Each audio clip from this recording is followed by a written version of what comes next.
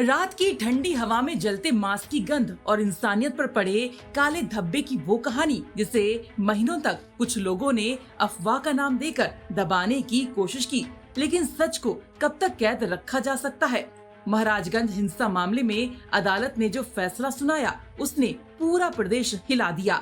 Court ने साफ किया कि राम गोपाल मिश्रा की हत्या सिर्फ हत्या नहीं थी, ये नृशंस क्रूरता की पराकाष्ठा थी। 13 अक्टूबर 2024 की सांप्रदायिक हिंसा के बाद एक दिल दहला देने वाली बात सामने आई थी। राम गोपाल मिश्रा के पैर के नाखून उखाड़ लिए गए हैं। तत्कालीन एसपी ग्रामीण पवित्र मोहन त्रिपाठी ने इसे भ्रामक बताया था और पोस्टमार्टम का हवाला दिया। पुलिस के सोशल मीडिया हैंडल्स ने भी इसे गलत खबर घोषित कर दिया था, लेकिन अब कोर्ट का आदेश कहता है कि दोषियों ने इतनी क्रूरता की है कि मृतक के दोनों पैरों के नाखूनों को इतनी बेरहमी से जलाया गया कि वे उंगलियों से अलग होकर बाहर निकल आए।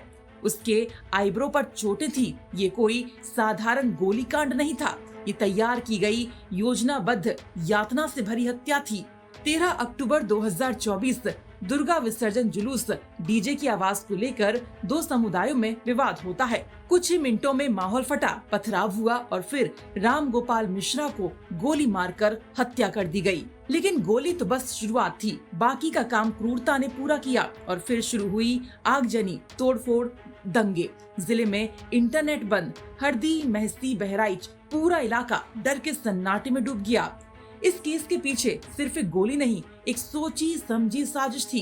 कोर्ट ने इस मामले में मुख्य आरोपी सरफराज उर्फ रिंकू को फांसी की सजा सुनाई है। उसका पिता अब्दुल हमीद आजीवन कारावास काटेगा। इसके अलावा आरोपी के दो भाइयों को भी आजीवन कारावास की सजा दी गई है। यानी सरफराज के अलावा सभी दोषी को आजीवन कारावास दिया गया और सब पर 1-1 लाख का जुर्माना लगाया गया है। वही 3 आरोपियों को सबूतों के अभाव में बरी किया गया। दावों की माने तो सरफराज और तालिब नेपाल भागने की फिराक में थे, लेकिन पुलिस ने उन्हें एनकाउंटर में गिरफ्तार कर लिया। 191/2, 191/3, 191, 103/2 और साथ ही 249, 61/2 सहित आर्म्स एक्ट की धारा 30 और NSA भी लगी हुई थी। पहले जो बयान पुलिस के द्वारा दिया गया होगा उसमें उनके पास जो एविडेंस रही होगी उस आधार पर दिया होगा, लेकिन यहाँ पर जब ट्रायल चला तो पीएम रिपोर्ट का अवलोकन किया गया और डॉक्टर की एविडेंस आई, जिसमें ये पाया गया कि पैर के अंगूठे दाएं और बाएं दोनों में जो है burn injury, deep burn injury पाई गई, जो 3 गुणे 2 सेंटीमीटर और एक में 3 गुणे 4 सेंटीमीटर की इंजरी थी। तो उसको उखाड़ने का भी साक्ष्य पाया गया कि हाँ, पहले जो है उसको डीप बर्न किया गया, इसके बाद नाखून उखाड़े गए। पुलिस ने उस समय के तत्कालीन एडिशनल एसपी ने बताया कि इसको भ्रामक खबर फैलाई जा रही है, केवल उनको छर्रे लगे थे, उनकी वजह से मौत हुई, ना कि उनके नाखून उखाड़े गए। अब उस समय पुलिस ने जो बयान दिया उसमें क्या उनके पास एविडेंस था इसके बारे में तो हम कुछ कह नहीं सकते, लेकिन प्रेजेंट में जो जजमेंट हुआ है, जो एविडेंस आई है, उसमें जो है डीप बर्न इंजरी के बाद में उसके नाखून उखाड़े गए।